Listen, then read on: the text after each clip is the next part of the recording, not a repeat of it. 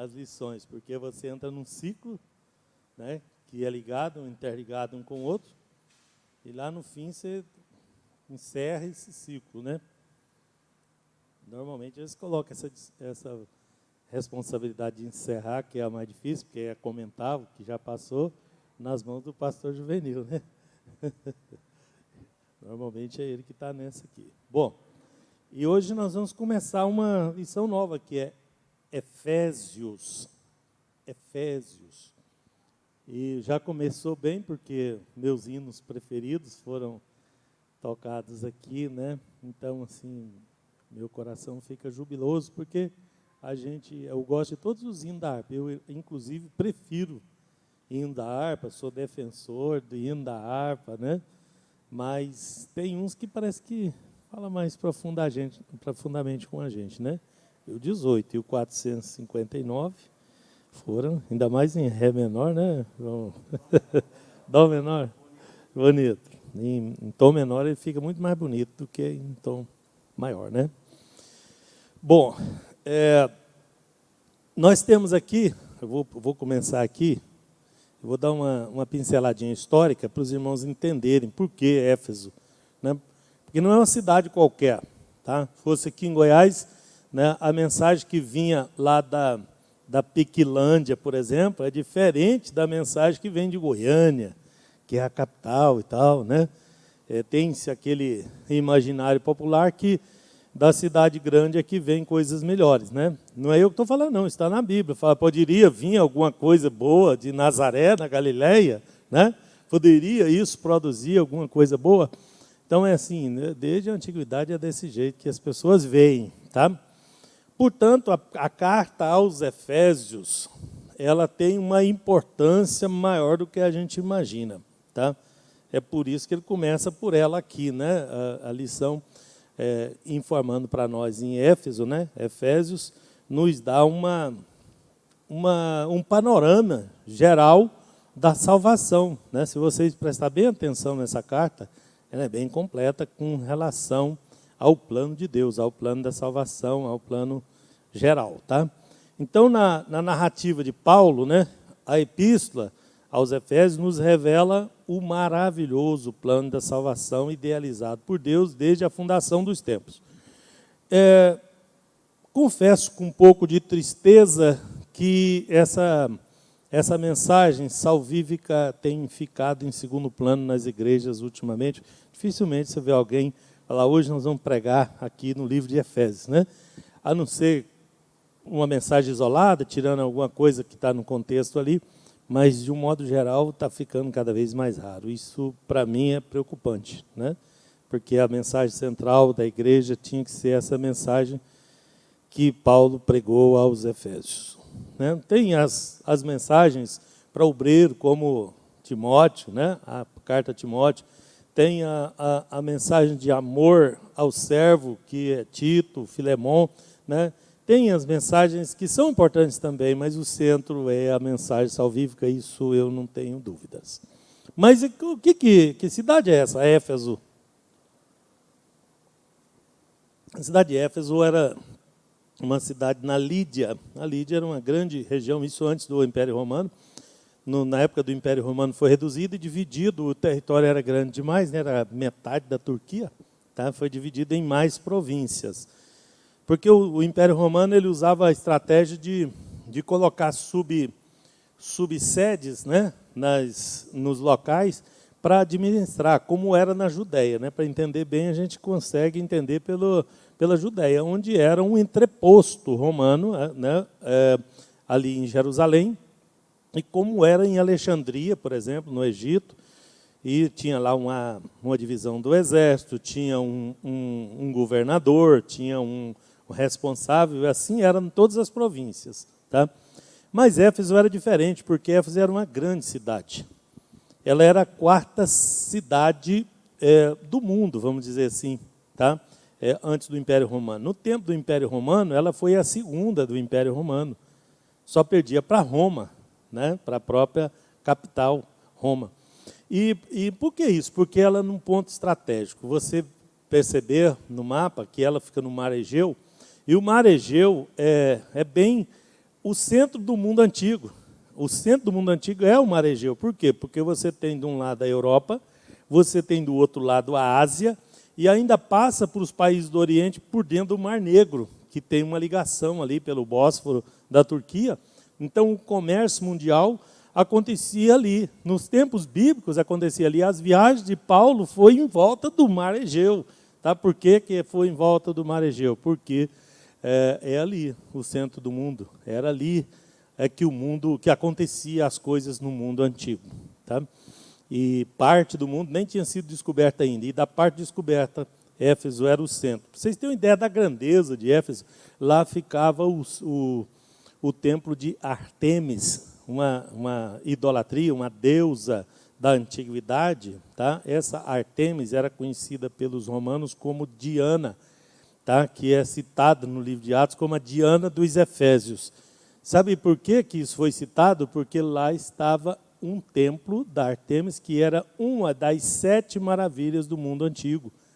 Você tinha 7 construções colossais no mundo antigo, né? As 7 maiores do planeta, uma estava em Éfeso. Tá? Por isso que esse assunto ganhou relevância nas cartas de Paulo, tá? E no livro de Atos dos Apóstolos. Tá? Então, nós não estamos falando de uma cidadezinha, nós estamos falando de uma grande cidade. E ela só não foi a maior do mundo, porque quando caiu Roma, já 495 depois de Cristo, o Império Romano ruiu no Ocidente. E aí ele transferiu, o imperador foi para o Oriente, ele já estava no Oriente, e foi por isso mesmo que ele caiu no Ocidente. Tá? Os imperadores já estavam no Oriente. E no Oriente aonde? Pertinho de Éfeso, né? Que é na cidade de Bizâncio, né? A cidade bizantina, que virou Constantinopla, que virou Istambul, hoje ela se chama Istambul, que é bem no Bósforo, que é a ligação da Ásia com a África, não, com a Ásia, desculpe, da Europa com a Ásia, tá? Nessa ligação ali. Então, por isso, a atenção do mundo sai de Éfeso e vai para Constantinopla, sei lá, olhando pelo mapa, uns 200 quilômetros, 300, sei lá, de distância de Éfeso. Mas Éfeso era uma cidade portuária importante, estrategicamente mais bem colocada que Constantinopla. Ela nunca deixou de ser uma grande cidade. Ela só não é grande até hoje, não é uma enorme cidade, porque teve um terremoto lá. Eu estudei isso na história e faz muitos anos, os cabelos vão ficando brancos, a gente esquece, né, Alexandre? Mas foi pelo ano 600 da era cristã, teve um grande terremoto. Lá é um lugar que dá muito terremoto. Tá? Recentemente teve um terremoto lá que engoliu uma cidade inteira na Turquia. Tá? Lá fica em cima das placas tectônicas, né, que dividem o mundo, tá? E ali costuma acontecer uns terremotos. E lá, na cidade de Éfeso, teve um grande terremoto e destruiu parte da cidade, grande parte da cidade, e ela perdeu, então, um pouco da sua força. Mas no tempo romano, ela era subsede de Roma, era a segunda cidade, ela era a capital da Ásia, né, asiática, do Império Romano. Tá? Então, nós estamos falando de uma grande cidade. Então, a mensagem de Paulo para Éfeso era uma mensagem que se espalharia por todo o império, por ser lá um centro importante, né? Um porto importante, uma cidade muito desenvolvida. Então, dali sairia aquela mensagem. Então, não é a mesma coisa, vocês perceberam, que não é a mesma coisa de uma epístola pastoral, né? Onde Paulo passa instruções aos apóstolos, e tem também outras coisas junto, mas o foco ali era a salvação, porque essa era a mensagem principal dos apóstolos, inclusive de Paulo. Bom, indo para o item primeiro, agora conhecendo a história, vocês perceberam que é importante a gente conhecer isso antes. Por quê? Porque quando você olha para a mensagem agora, você vai olhar para ela diferente, né? Porque lá do outro lado, em frente, o Mar Egeu aqui, do lado de lá está Atenas, que era concorrente de Roma, né, que é a sede dos gregos, que os romanos tinham ganhado dos gregos, mas politicamente não dava para pôr a subcapital em Atenas, né, no meio dos inimigos. Estava pacificado, mas não é tão pacificado assim. Então, do outro lado se fortaleceu o Império Romano, né, na cidade mais importante do Egeu, né, e uma das mais importantes do mundo. Tá? Bom, conhecendo então a epístola, né? A epístola relata a fantástica história da salvação, né? Inspirada pelo Espírito Santo. Paulo nos revela uma nova dimensão alcançada através dela, dessa epístola, né?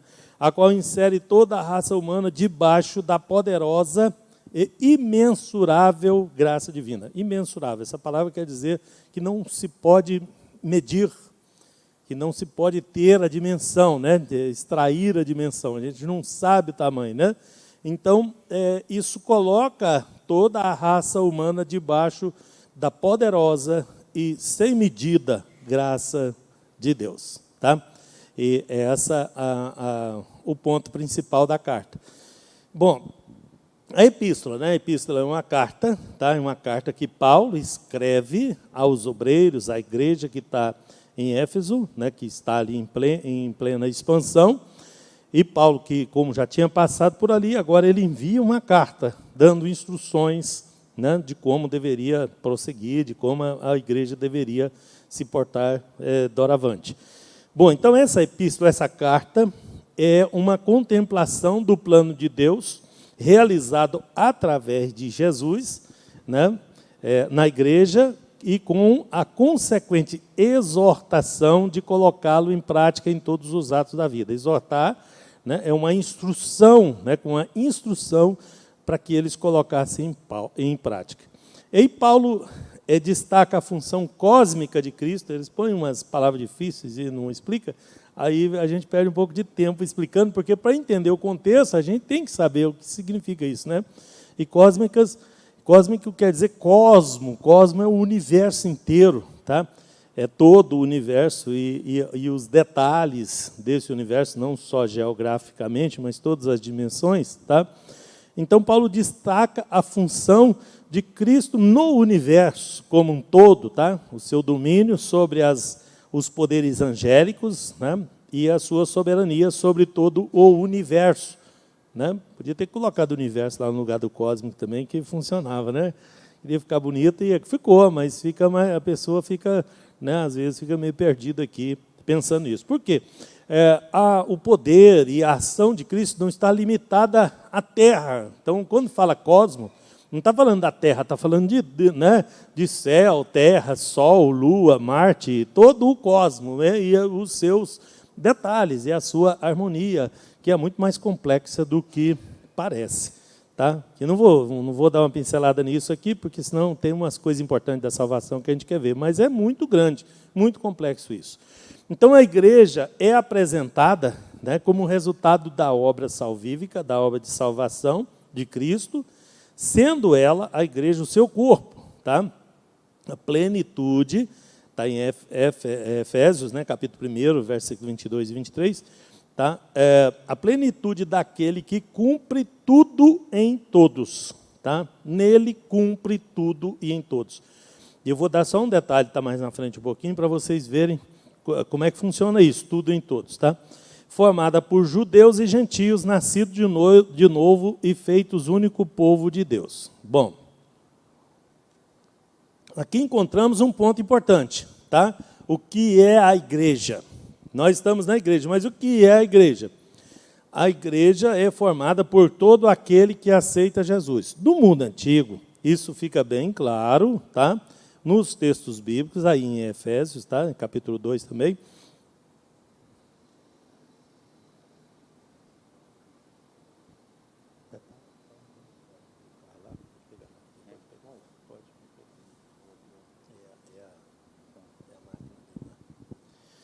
Bom, em toda a Bíblia fica claro que no mundo antigo era dividido, por causa do Velho Testamento, em dois tipos de pessoas, que era o judeu. Eu vou falar judeu porque o povo chama eles hoje de judeu, mas não é judeu, é o hebreu. É os filhos de Iber, ou de Eber, tá?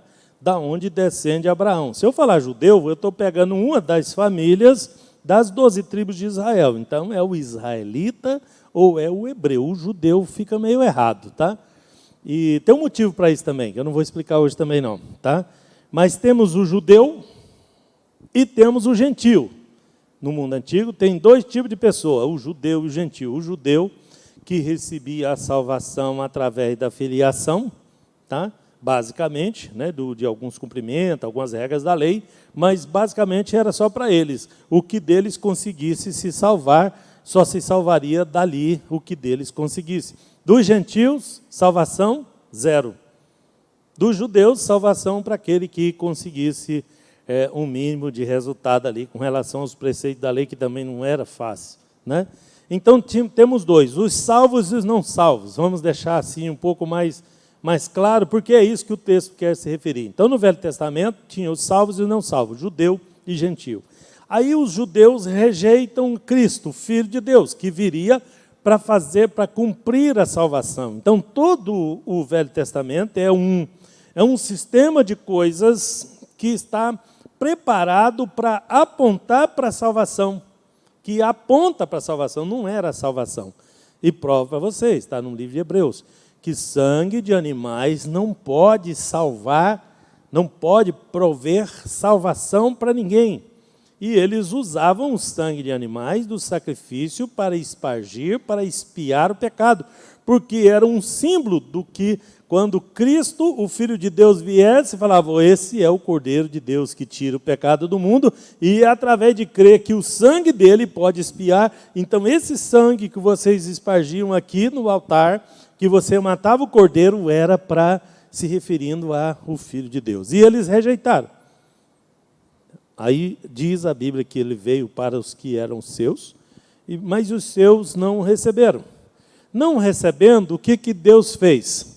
Ele parou a história mundial, porque ele mesmo tinha dito para Daniel que seria em 70 semanas. Nas 69 ele parou a história da salvação do jeito que era para ser, e nessa última semana Cristo ia resolver o problema do pecado.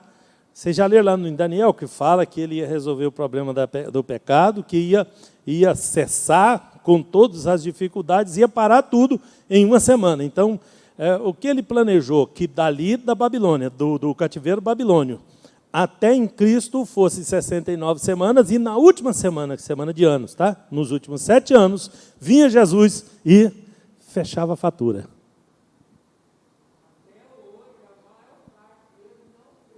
Exatamente.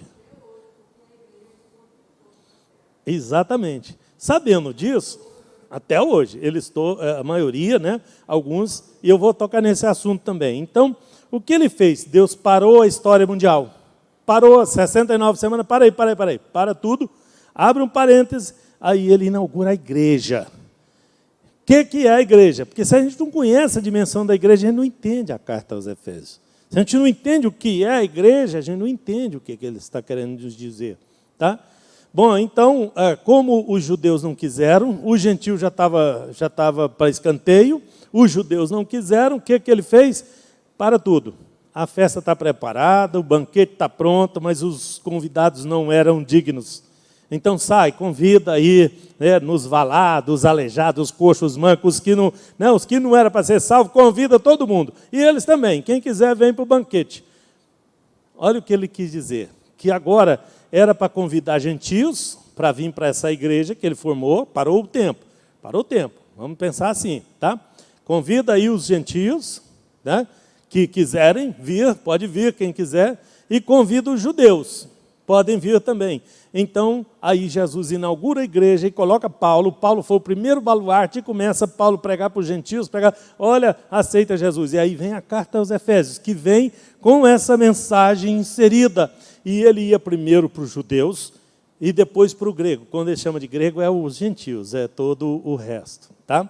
Então, ele vinha com essa mensagem. Começava, era expulso da sinagoga, aí ele montava ali e começava a pregar para os gentios, porque era assim que era para ser.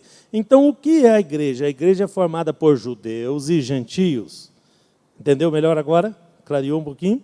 A igreja, então, foi formada por aqueles que não quiseram, né, que foram rejeitados, vamos dizer assim, e por aqueles que, dentre os escolhidos, entre aspas, agora resolve ser escolhido de novo.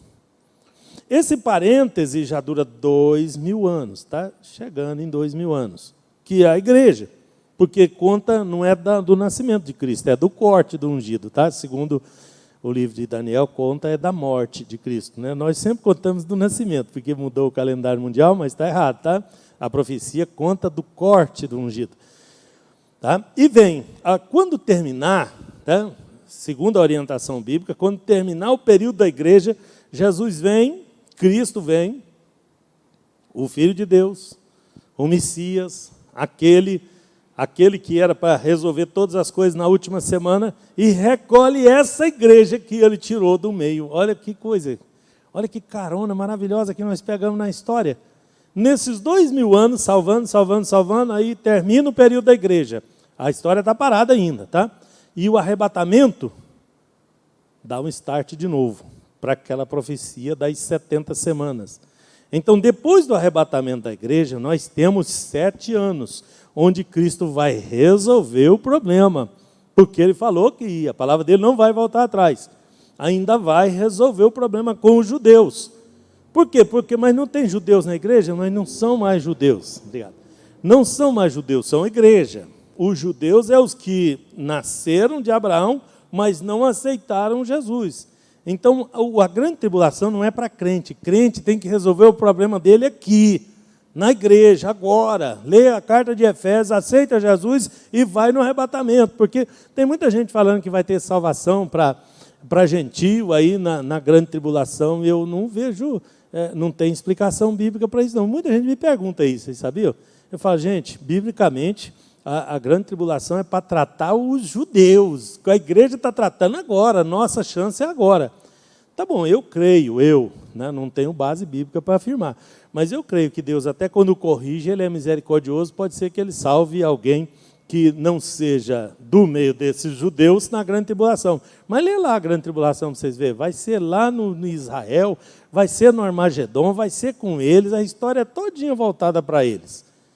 Mas se você olhar para a história passada, aí tinha gentios que pegavam carona na fé, ele virava judeu por conversão, como aconteceu com Raabe, né, a prostituta, como aconteceu com Ruth, a moabita, como aconteceu com alguns raros personagens bíblicos que alcançaram salvação pela fé ainda no Velho Testamento. Olha que coisa incrível, né?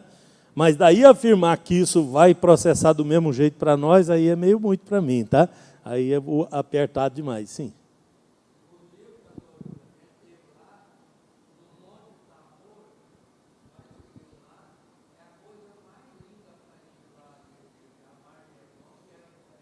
É o local, isso.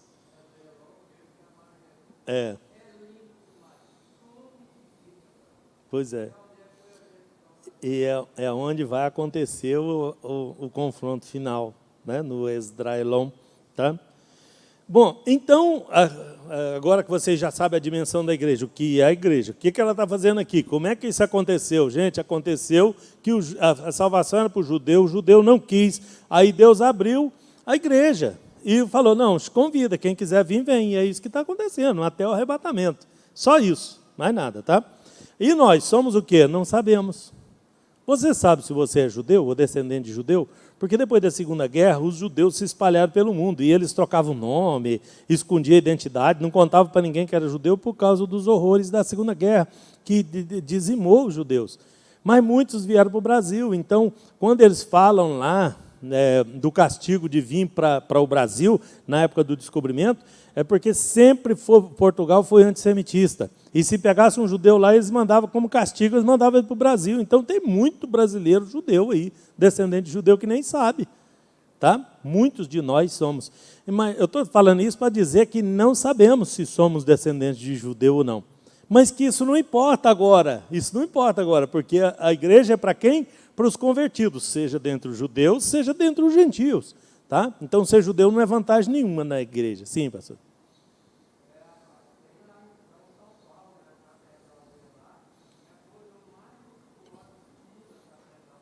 Exato.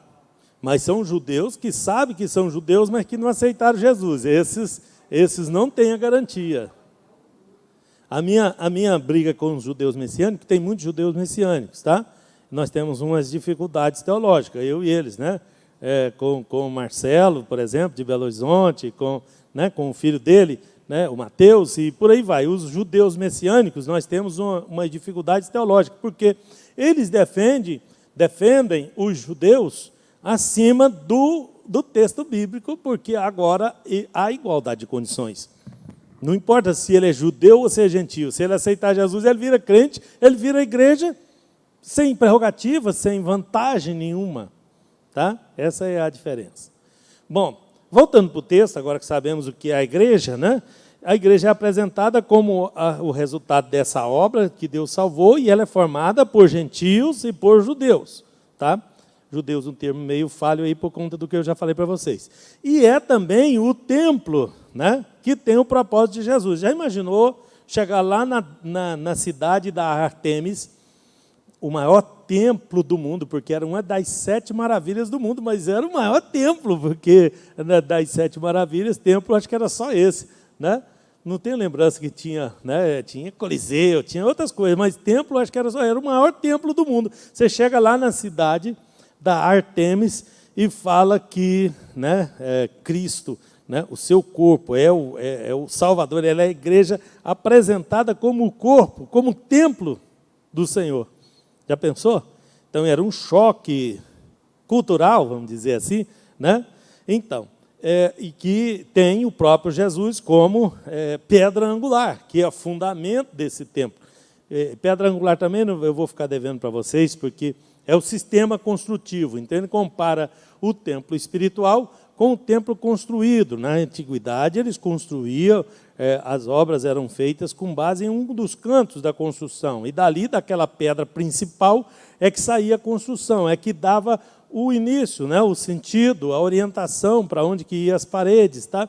Então, a pedra angular era a pedra principal de um prédio. Quando ele ia começar a construir uma casa, a primeira coisa que ele tinha que adquirir era a pedra angular. Ele tinha que comprar a pedra principal que ia formar essa construção.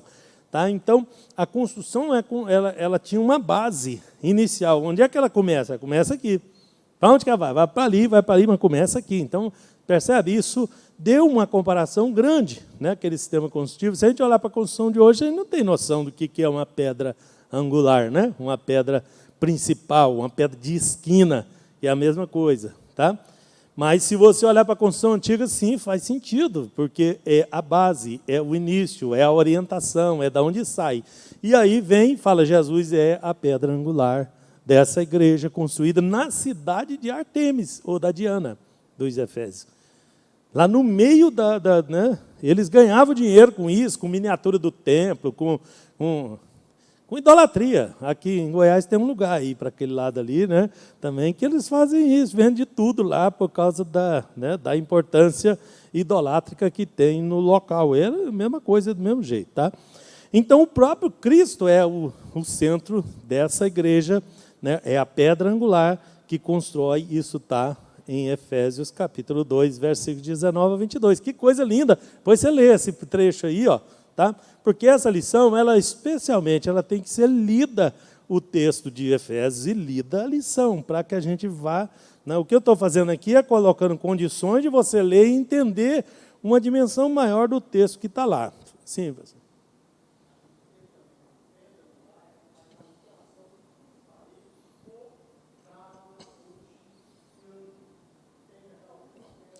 Sim, toda a construção. As construções eram quadradas, todas eram ou retangular. Então, a pedra angular é porque ela tem 90 graus. Isso, ela tem 90 graus para iniciar. Então, dali ela sai. Exatamente. Ela é o princípio, né? É a orientação. E aí, para comparar com Cristo, ficou bom demais, né? Ficou fácil demais, né? Bom, e ele sempre usa essas formas de comparativo, né? Compara com o casamento, compara com a construção, compara de várias formas. Tudo comparativo, tá? Para a gente tirar a dimensão daquilo a partir de uma coisa que a gente já tem aqui. Tá? Sim.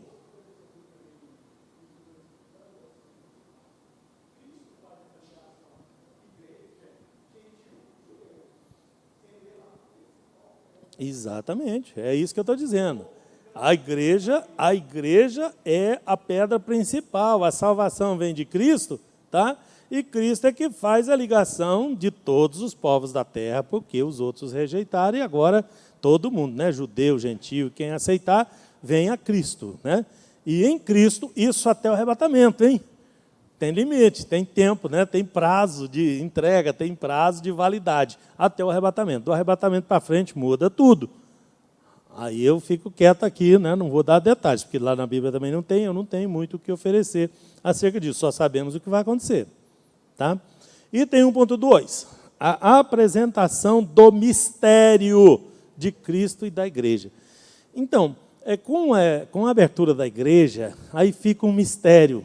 É tão misterioso que eu falei para vocês que a vizinha ali, ó, né, ela foi conversar com o judeu falou para ela jogar a Bíblia dela fora, que aquilo não valia nada. A coitada ficou apertada, eu tive que ir lá conversar com ela, a dona do restaurante aqui. E eu tive que conversar com ela, explicar e tudo. Ela ficou com o coração ferido, falou, mas será que ele é doido? Será que ele está maluco aí? Ela não é crente, não, parece que é católica, não sei, né? Eu sei que ela sofreu com essa palavra desse judeu, mas um judeu vem e fala isso, por quê? Porque ele não entende a dimensão, porque ele não conhece o mistério de Cristo e a igreja. Ele só conhece o Velho Testamento, tá? Que nós chamamos de lei, mas não é lei, né? Torá. Ele conhece a Torá, ele conhece o Nebihim, ele conhece o Ketubim. O que é isso? O Torá é os ensinamentos. Foi traduzido por lei nas nossas Bíblias, mas está errado, é ensinamentos. Ensinamento e lei é diferente, não é? Para mim, dá uma diferença drástica aí, né? Então, Torá é os ensinamentos do Senhor, tá? As instruções, vamos dizer assim. Nebihim é os poetas, Nebi é poeta, né? É profeta, desculpe, em hebraico, tá? E o Ketubim é os escritos, aí entra os poéticos, entra os históricos, entra tudo. Então, é todo o Velho Testamento, igual o nosso. Então, o que o judeu conhece é isso, esses três, tá? E nós temos o Novo Testamento, nós temos o mistério de Cristo e a igreja. Só a igreja entende o mistério de Cristo e a igreja. Só aquele que conhece a Deus, o seu plano, é que entende esse mistério. Então, é pouca gente nesse mundo ainda que conhece o mistério, tá? É misterioso isso. Então, a carta aos Efésios, ela começa com um hino. Vocês sabem que os salmos são todos hinos, que eram cantados, tudo, né? São cantados até hoje, tá? Não dá para cantar eles em português, porque como é que você verte, né? Você translitera, depois traduz, né? De uma língua para outra e mantém a poesia. Não é possível isso, né? Mas no original hebraico é possível cantar, tá? Os hinos. E esse hino aí foi escrito em grego, esse de Efésios, foi escrito em grego. Então, é um hino, é um louvor solene. Tá? A carta começa com esse louvor solene, que reflete as características e o estilo litúrgico que é inspirado nas grandes bênçãos judaicas, porque tinha, basicamente, o louvor, né, era uma base da religião judaica. Tá? E agora, o que Paulo está falando? Bom, vamos fazer aqui um apanhado, um resumo da salvação. Como é que ele começa? Louvando, cantando. Viu que gostoso foi o nosso louvor aqui, o nosso devocional aqui, com aqueles dois hinos maravilhosos? É assim que se começa, né? Aí você prepara o coração para receber aquela outra mensagem que é bem profunda, que todo crente precisa conhecer. Então, nós temos que voltar para o básico. Então, o que essa lição vai fazer, eu não vou fazer isso sozinho, é voltar para o básico, é voltar para o trivial. Tá? Bom, o seu tema é o mistério de Cristo, tá? O tema principal aí da carta, Efésios 3 e 4. Tá? Isso é o desígnio divino da salvação, escondido em Deus. Isso desde a eternidade, anunciada pelos profetas e plenamente realizada em Jesus. Né? Ali, acho que foi na introdução, né, que ele fala da raça humana, história da salvação. Não, está aqui. Desde a fundação dos tempos, ele fala aqui. Tá? Mas se você pegar lá, capítulo 1, versículo 4, da leitura que nós fizemos lá, é desde antes da fundação. Esse negócio é um projeto que já estava preconizado lá atrás. É uma coisa que é de uma dimensão muito grande. E traz até, para alguns que não conhecem o mistério da igreja, o mistério da salvação, eles fazem confusão com relação à predestinação, porque já estava predestinado desde antes da fundação do mundo. Porque a fundação do mundo é só um evento na eternidade, né, que não tem marcação de tempo, né? A marcação de tempo é para a nossa época, porque a eternidade vai ficar marcando o tempo, né? Vai ficar quantos dias? Dias foi estabelecida a forma de marcação para que nós tivéssemos como contar, porque tudo de Deus tem um projeto, tem um plano. E eu já disse para vocês que a igreja tem um plano, ela tem um limite, ela tem um prazo a ser cumprido. E vai trabalhar dentro desse prazo. E tudo de Deus é assim, é muito bem organizado. Vocês viram? Tinha o Velho Testamento, cumpriu direitinho. Ele sabia o que ia acontecer? Sabia. E planejou o que fazer com a rejeição também. Tudo isso está dentro do plano, não tem nada fora do plano. Ah, não, os judeus não quiseram, aí Deus foi para o plano B. Não, é o plano A, segue o plano. Deus sabia que eles iam rejeitar, planejou a igreja, não tem nada de improviso no reino dos céus. É poder, é poder, é poder. E ele sabe todas as coisas, ele tem o controle de todas as coisas. Porque se a gente diminui o poder de Deus, fica imaginando que Deus foi pego de surpresa. Ah, mas os judeus rejeitaram, não era para acontecer e tal. E Deus sabia o que ia acontecer. Não fez para acontecer, mas ele sabia. E ele sabia todas as coisas desde o princípio, né, pelo seu poder, ele conhecia todas as coisas desde o princípio. Então ele sabe quem de nós vai dar certo e quem não vai. Isso dentro do que nós vamos fazer. Ele já sabia o que nós íamos fazer, sim? Sim. Aí ele fala que ele nos elegeu nele antes da fundação do mundo. Exatamente. Antes da fundação do mundo, nós fomos eleitos. Eleitos, é. E aí as pessoas têm um pouco de dificuldade de entender isso. E eu até entendo a dificuldade. Você fica pensando assim, puxa, mas Deus sabe o que eu vou fazer amanhã, e Ele já sabia o que eu ia fazer amanhã, antes da fundação do mundo. Sim, Ele é mais poderoso do que a gente imagina, né? E as pessoas não conseguem ver esse mistério. Aí que está o grande mistério, tá? O mistério de Deus. Bom, então a iniciativa dessas coisas todas, de todas as coisas, pertence ao Pai, né? Foi Ele quem nos escolheu, tá? E nos predestinou para sermos filhos adotivos. Todas as pessoas foram chamadas, foram predestinados. Agora, quem quis e quem não quis, aí é outra história. Aí ele deu liberdade para as pessoas escolher. Tá? Que eu tenho um pouco de problema com meus colegas teólogos com relação a livre-arbítrio, né? Mas não vou entrar nessa polêmica aqui hoje também, não. Tá? Mas eu não creio que tenha esse livre-arbítrio todo que as pessoas pregam para ele. Não, é a gente que, né, que escolhe tudo, não é bem assim, não. Deus ajuda, Deus interfere, a gente quer desviar, Ele não deixa. Onde está o livre-arbítrio nisso? Se eu quero desviar, aí Deus vai lá, manda uma pessoa, e me orienta, e me fala, interferiu no que eu queria. Então, se Ele interferiu no meu querer, o livre-arbítrio fica meio fora aí, não fica? Se Ele... Hã? Então, ele é limitado. Então, o livre-arbítrio, se você colocar ele no pé da letra da palavra, é uma escolha que você arbitra, você determina, você faz. E as pessoas saem pregando isso por aí. Não é bem assim, né? Não é bem assim, porque Deus nos ajuda, Ele compõe a nossa vida. Sim, pastor?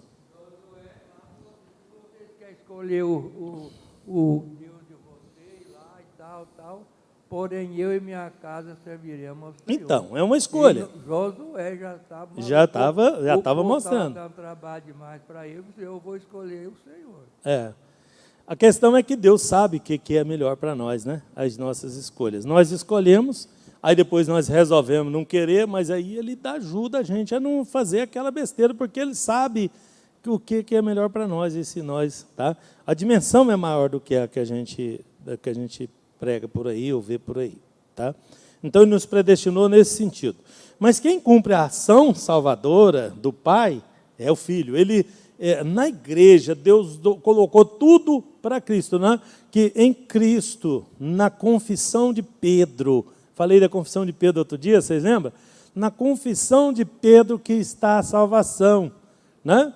E sai um, e sai outro, e sai um, e sai outro. Jesus olha para ele, para os apóstolos, fala, vocês não vão embora também não? Não, Senhor, só Tu tens as palavras de vida eterna. Aí Jesus explica para ele, fala que muito bem, Simão, não foi a carne nem o sangue que te revelou isso, né?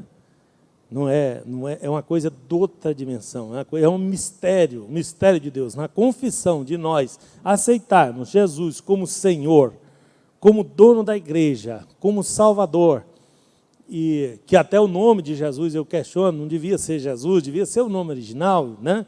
O nome colocado, porque nem no grego nem no hebraico não tem J, Jesus não é um nome que seria, né? Alguém traduziu o nome, não se traduz nome, né? Nome próprio não tem tradução, né? Então, quando trouxeram para facilitar, né? Mas é Yeshua, Yeshua é o nome hebraico de Josué, que é o mesmo Jesus, tá? Jesus e Josué é o mesmo nome em hebraico, né? Que no grego, né? Ioanim, Io, né? Que vem do iota, que também não tem J, tá? É I, né? É Y, né? No caso, tá? É uma consoante, inclusive. Então, o nome de Jesus devia ser o original. Mas nós sabemos quem é e ele também sabe, né? Nós sabemos que é o Filho de Deus, nós sabemos o nome que nós usamos ou que as outras pessoas vão usar, pode ficar tranquilo que Deus sabe. Eu só fico implicado porque eu não gosto que traduza nomes, né? Eu não acho interessante, a gente aprende isso na faculdade, a gente aprende isso nas escolas, que nome próprio não se traduz, né? Não se deveria traduzir. E tem hora que fica quase incompreensível, né? Você fala o nome de um alemão, por exemplo, na língua original dele, é muito, mas muito difícil. Aí as pessoas acabam aportuguesando alguma coisa para facilitar, tá? Mas a questão é que Jesus, Cristo, né, o Filho de Deus, né, é que está nele a ação salvadora, tá? Deus deu a ele, né, todo o poder de salvar, de fazer as coisas, Deus deu a ele, que é o seu amado, né? Efésios, capítulo 1, verso 6. Através do Espírito Santo, que é o penhor da nossa herança, tá? Que está no capítulo 1, versículo 14 de Efésios, tá? Então, nele, em Jesus, é que se condensa todas as coisas. Então, o mistério da igreja, que a igreja foi formada desse jeito, que eu falei para vocês, e o mistério em Cristo é porque Cristo foi colocado como pedra angular, como cabeça da igreja, e a salvação é Ele. E Ele mesmo disse, né? Ninguém vem ao Pai senão por mim. Porque Deus deu a Ele a prerrogativa do mistério da salvação. O mistério que muitas pessoas não conseguem compreender, tá? A igreja compreende, a igreja entende o mistério da salvação, tá? Bom, chegamos então na essência da carta aos Efésios, tá? Paulo deixa muito claro que não basta apenas contemplar o mistério, olhar para ele, saber dele. Não basta ler a Bíblia, não basta entender a história, tá? Né? É necessário viver esse mistério, tá? É ser coerente com esse mistério, né? Se todas as coisas foram reunidas em Jesus, como é que o cristão pode viver desunido, por exemplo? Né? Ele une todas as coisas nele. Então, nós somos igreja, fazemos parte desse mistério. Então, deveríamos viver unidos no mesmo propósito, buscando essa salvação, sabendo que esse mundo vai findar, sabendo que isso aqui é só a forma que Deus colocou para testar quem é que vai e quem é que não vai, quem aceita e quem não aceita. A forma, os meios, os acidentes de percurso, nenhum deles interfere na salvação. Eu fiquei muito chocado e eu fiquei muito triste quando eu, novo convertido, vi um dos maiores pastores do estado de Goiás, era o líder da igreja Deus é Amor. Eu nunca fui de outra igreja, eu era do Jardim América, mas eu conhecia a história dele, né? E ele morreu num acidente trágico ali perto de Anápolis, né? E morreu. E aí eu falei, mas como é que Deus deixa uma pessoa morrer? O jeito que vai morrer, não importa, irmão. Se a pessoa está com Deus, se ele é de Deus, as coisas que vão acontecer, nada tem a importância que nós damos a ela. Se ele é de salvação, foi salvo, está lá tranquilo, está melhor que nós aqui, que nós estamos pelejando aqui nesse mundo tenebroso, tá? Se não for também, nada que a gente fizer vai mudar isso, né? Então, entender esse mistério é que facilita a nossa vida, nós seguimos em frente, lutando, fazendo a nossa parte, porque fomos eleitos, mas de acordo com a nossa luta, com o nosso trabalho. Deus sabia o quanto nós íamos lutar. Deus sabia o quanto nós íamos nos esforçar para o reino. E até o versículo diz que o reino é tomado por esforço. Muita gente confunde isso, fala, não tem esforço. O esforço é da fé, mas a fé, para ter fé tem que se esforçar, gente. Me mostra a sua fé sem obras, que eu te mostro a minha com as obras, não é assim? Então, é esse esforço de estar na presença de Deus, de buscar a presença de Deus, de entender o mistério e lutar, que Deus sabia que a gente ia lutar. Nós não sabemos, mas Ele sabia. Então, é dentro dessa proposta aí que vai. E não é uma coisa que se eu mudar de atitude, não vai acontecer nada comigo, não vai acontecer nada com a minha fé. Deus sabe se vai acontecer isso ou não, misericórdia. Nós é que temos que vigiar. A Bíblia nos ensina, vigiar, orar, buscar. Então, se fosse automático, não precisava dessas instruções, não precisava. Ele ia colocar coisa que não precisa lá? Não ia também, né? Sim.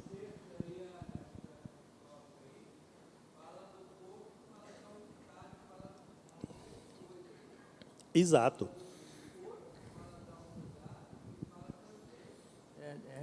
Fala de 3 coisas, e a igreja? Exato, reunir todas as coisas nele. E essas coisas reunidas, então nós temos que ver. Nós temos que ir por parte. A pessoa que é rebelde de carteirinha, não tem isso não, é só uma comparação aqui, viu? Só tinha lá, para o lado de Aparecida, para o lado de lá, aqui não tem isso não. Uma pessoa que é rebelde de carteirinha, mesmo que ele esteja dentro da igreja, ele não faz parte do corpo. Porque ele fala mal da igreja dele, ele critica a liderança, critica isso, critica aquilo, para ele tudo. Então ele está ali, mas ele não é dali. Porque o corpo de Cristo, ele reúne, que é isso que o pastor Juvenil falou, ele junta as pessoas no mesmo parecer.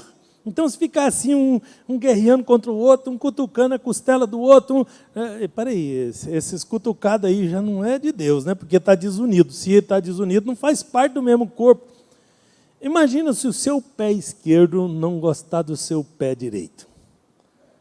Dá cada tombo no resto do corpo, não dá? O pé esquerdo resolve dar uma rasteira no pé direito, porque ele não gosta do pé direito. Quem é que vai sofrer mais? O narizão, que vai ser o primeiro que vai para a poeira, né? Aí o nariz sofre. Aí levanta lá, o nariz vai brigar com o pé porque derrubou o outro pé. Aí, tá vendo o que vai virar o corpo? Aí um pé quer ir, o outro quer vir. Já imagina o que acontece. Né? Um quer ir para a escola, o outro quer ficar em casa. Aí,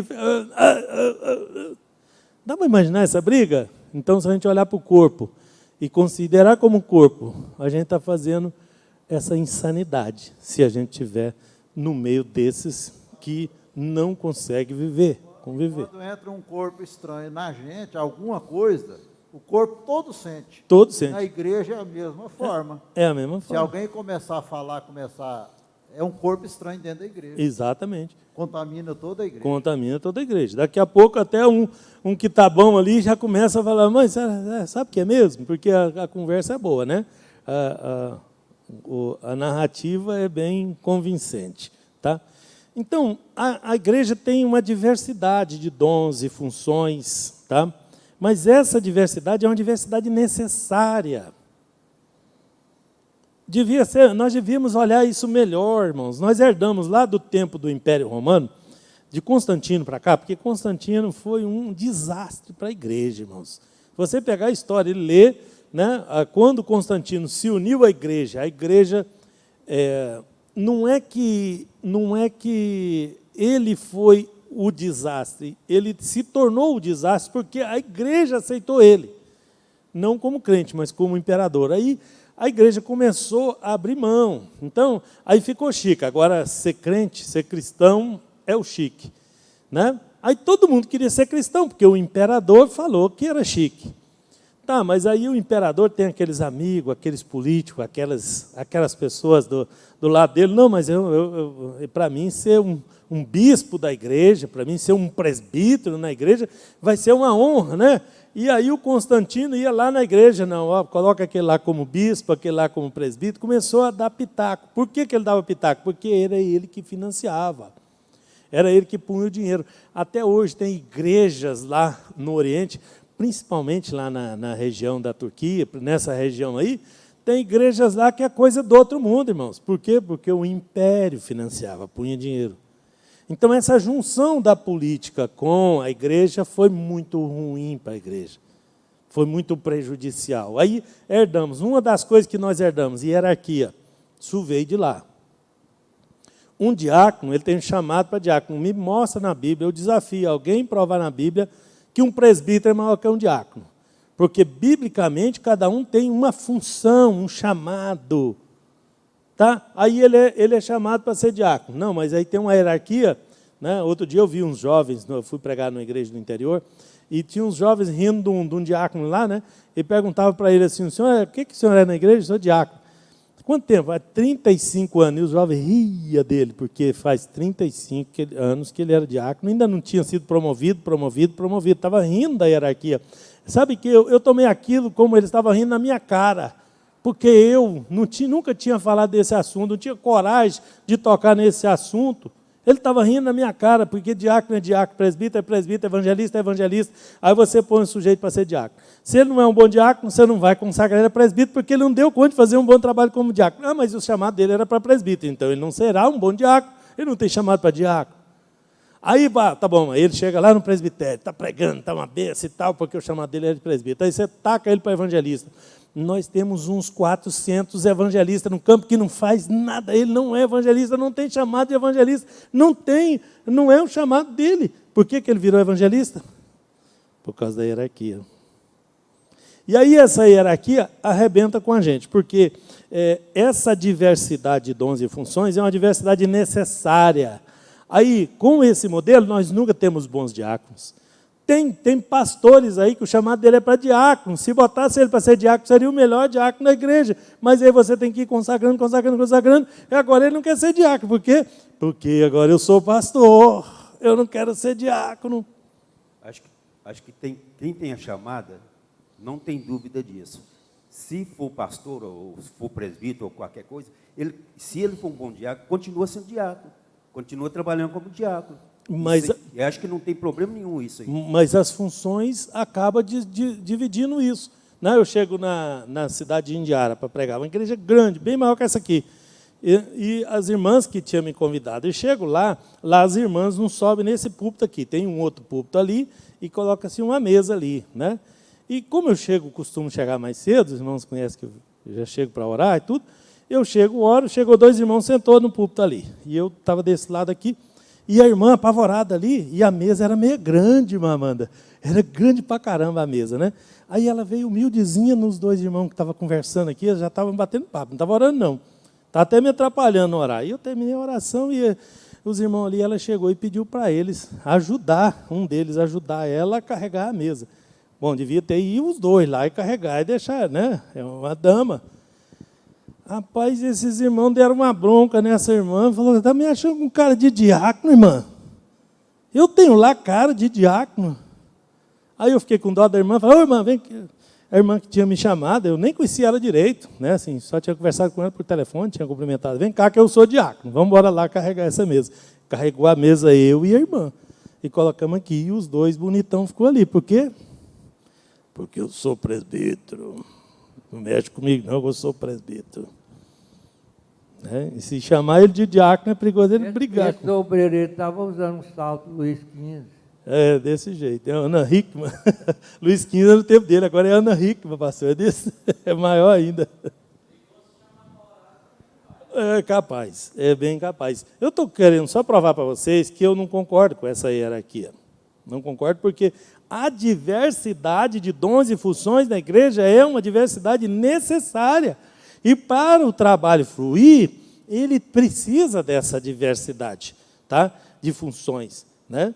Mas, longe de ser um obstáculo, a sua unidade ela deve contribuir, ela não deveria ser um obstáculo, deveria contribuir para a unidade da igreja, para o enriquecimento, para que cada um na sua função pudesse desempenhar bem a sua função. Imagine um presbítero sabendo que ele tem chamada para presbítero e ele fazer um bom trabalho como presbítero, trabalhando incansavelmente para melhorar a sua posição.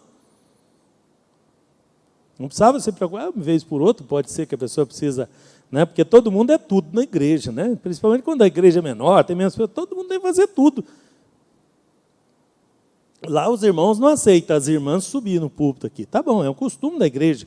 Mas se eles não ajudassem a irmã e eu não fizesse nada, o culto ia começar atrasado, a irmã ia ficar sem graça, porque ela queria começar no horário, e o povo não tinha chegado ainda. Então tinha uma série de coisas aí, né? Porque os outros, dia de festa, a igreja estava cheia aquele dia.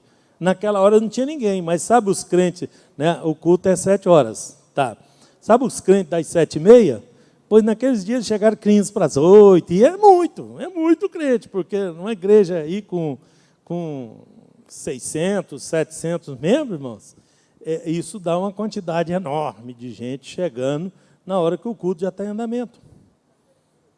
Na hora depois do devocional. O devocional é tão importante quanto qualquer outra liturgia do culto. Né? A oração ali no inicial. Não, se o pastor não chamar para orar, todo mundo devia ter a consciência de chegar e fazer uma oração ali, né? Para começar a sua vida, começar o seu culto. Tá bom, mas aí a dimensão da igreja...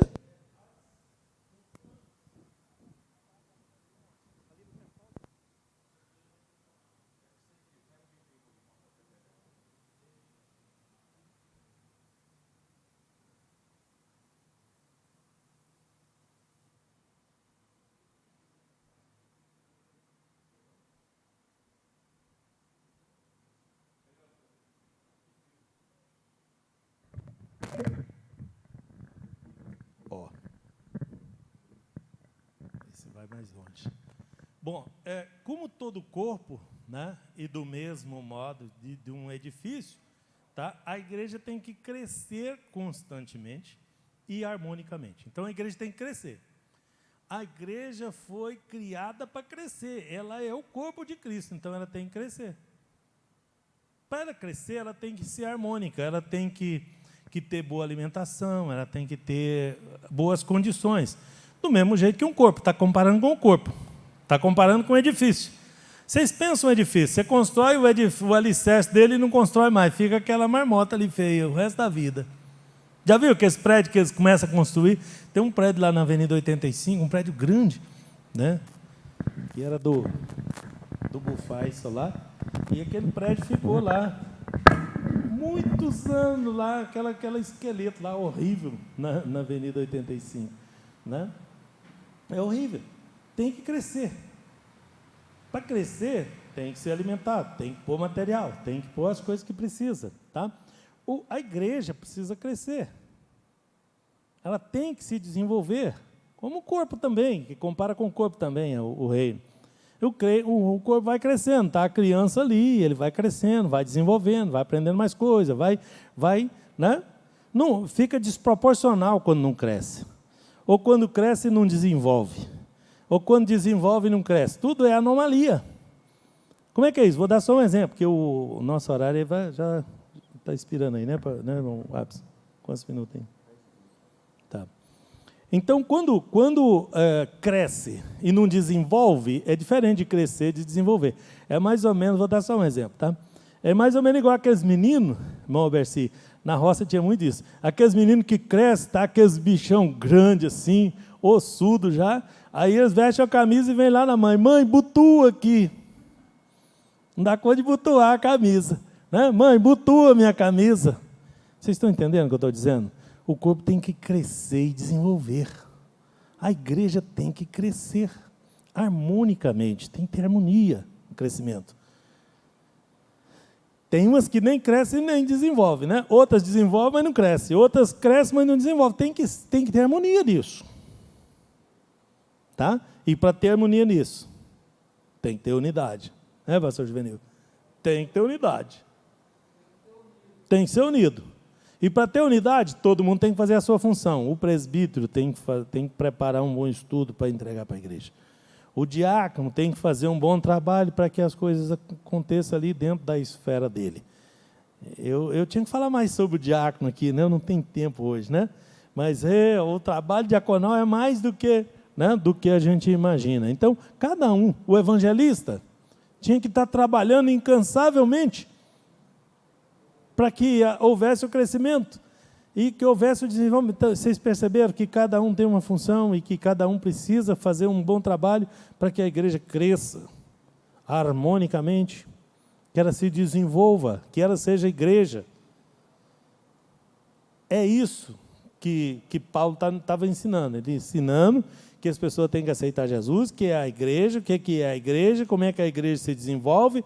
Porque tem gente que aceita Jesus, vem para a igreja e não sabe nem o que é a igreja. Não sabe o que é a igreja. Não, a igreja é um lugar que tem um pastor lá, que prega, os irmãos que vai lá e canta. Não, igreja. O mistério da igreja. O mistério da salvação. Está vendo que é mais do que isso? Então, todo mundo tem que estar empenhado em contar essa história para todo mundo.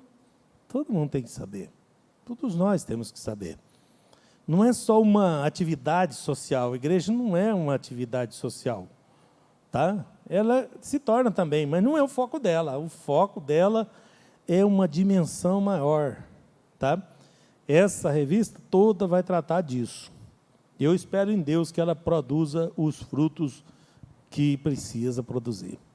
Porque aqui vai sair coisa boa. Eu nem preciso me aprofundar muito hoje, nem me preocupei com isso na lição, porque as outras lições vão vir, tá? E todas elas vão tratar de um assunto dinâmico, interessante, que é a dimensão da igreja, a sua função, o seu trabalho, tá? A sua harmonia e o desenvolvimento que ela precisa ter, tá? Bom, deixa eu pular aqui, o horário está acabando, deixa eu pegar aqui a conclusão. De acordo com o bom propósito de sua vontade, Deus, em sua presciência e adorável graça, elaborou desde a eternidade uma poderosa redenção para toda a humanidade em Jesus Cristo. O que é redenção? Né? É um dos pontos importantes das lições que vêm. Por isso que eu quero colocar ela agora. Vocês me dão só um minutinho aí para a gente falar sobre isso. Redimir, redenção, remissão, é a mesma coisa. É você pagar o preço, é resgatar, pagar o resgate. Tá? Então, como se uma pessoa te sequestrasse, no caso o inimigo das nossas almas, te sequestrou, te levou lá, né? E lá sequestrado, o inimigo fala, não, eu devolvo, mas se pagar. Qual que é o preço? Uai, a Bíblia fala que a alma que pecar, essa morrerá. Eu quero que ele morra, né? Se ele morrer, sangue, eu quero ver sangue na história. Então, nós fomos presos, aprisionados, somos culpados disso, não vigiamos, deixamos as pessoas nos sequestrar, não vigiou, não fechou o portão, não, né? E coisas desse tipo. Somos culpados. E o inimigo, astucioso, ele sabe que não damos conta de pagar, o que ele fala? Eu exijo o pagamento. Tem que pagar o resgate. Se não pagar o resgate, eu não solto. E aí vem Jesus Cristo, o nosso Redentor, o nosso Remidor, e nos redime com o seu precioso sangue carmesim, que ele derramou na cruz do Calvário para que nós fôssemos libertos das mãos daquele que nos aprisionava. Isso é a salvação. A redenção nos explica exatamente, tá, o lado da salvação.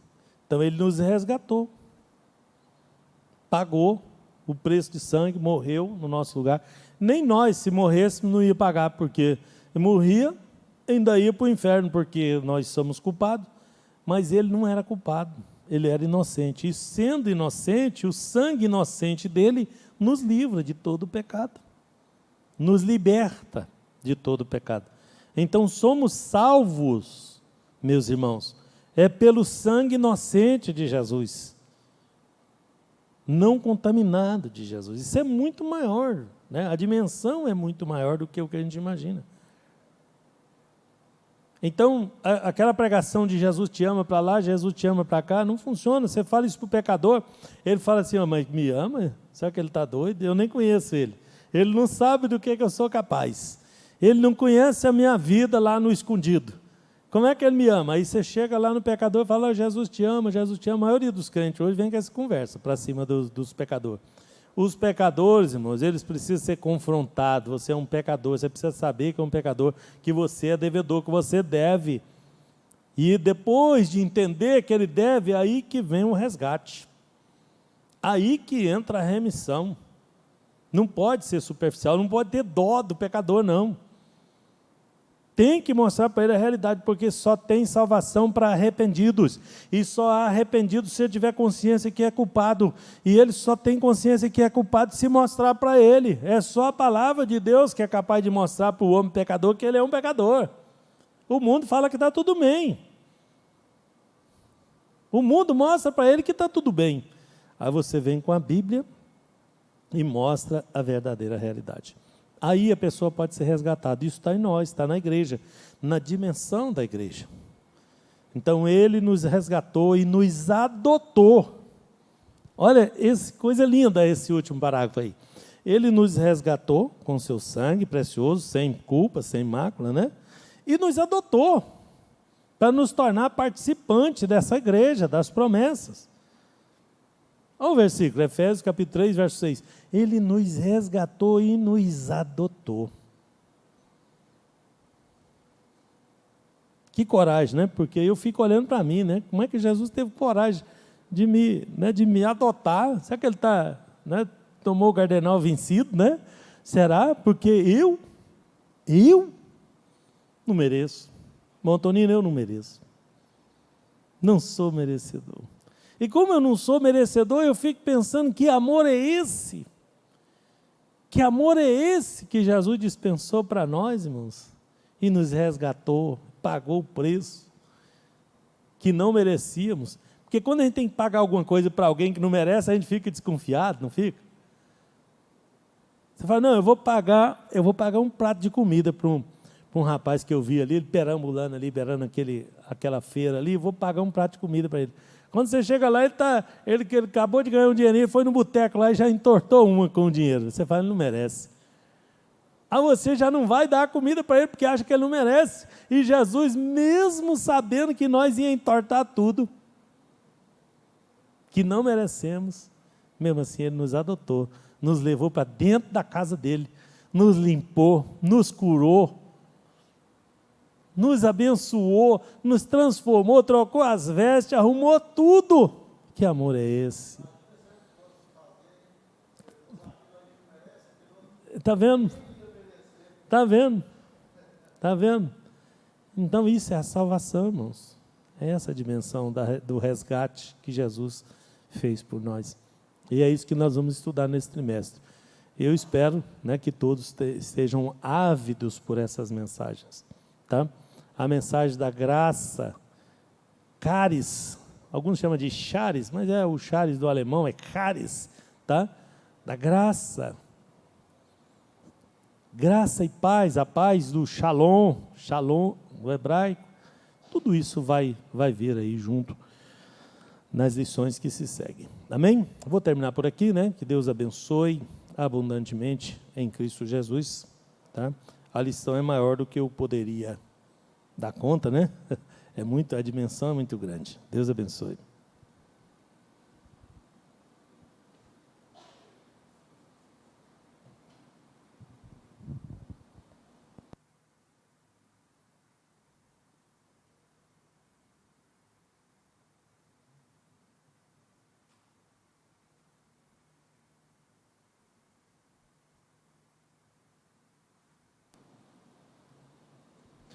Amém, irmãos? Obrigado, pastor, pela lição. Gostaria até de fazer um pontual também. O pastor falou sobre redenção. É uma coisa que é muito interessante a gente notar. Existem muitas religiões pelo mundo, existem muitas ideologias, e muitas delas pegam alguns elementos que tem dentro do cristianismo. Se a gente for estudar, a gente vai ver que pega uma coisinha aqui, tem outra coisinha ali. Mas nenhuma religião no mundo fala sobre redenção, só o cristianismo. Nenhuma religião do mundo, ela parte do princípio que a gente parte, que é que Deus age primeiro. Todas as outras, você tem o seu passo, você vai até lá, você melhora, você está numa evolução ao longo da existência. Mas a única mensagem que realmente fala que nós estávamos perdidos, mas que alguém veio primeiro, alguém deu o primeiro passo, que fez esse ato de redenção, é a Bíblia, é essa mensagem. Então, é muito importante essa lição, igual o pastor Júnior mencionou, porque a igreja ela tem que reforçar bastante isso, porque esse é um elemento crucial, ele é importantíssimo, ele é o centro do que nós ensinamos. E nós temos que estar fortes, conhecedores nisso, e defender a todo momento, para que a gente não deixe que mensagens, palavras, músicas entrem e minem isso aqui, esse ponto que é a redenção, esse ponto que é todo o plano da salvação de Cristo. Isso é o que nós devemos defender com todas as nossas forças. Amém? Eu queria devolver aqui ao pastor Walter para poder fazer o encerramento da escola.